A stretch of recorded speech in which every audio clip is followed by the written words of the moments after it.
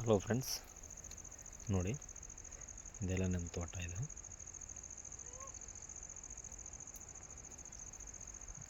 ಈ ಅಡಿಕೆ ಗಿಡ ಕಾಣ್ತದೆಯಲ್ಲ, ಇದೆಲ್ಲ ಫುಲ್ ನಮ್ಮದೇ ತೋಟ.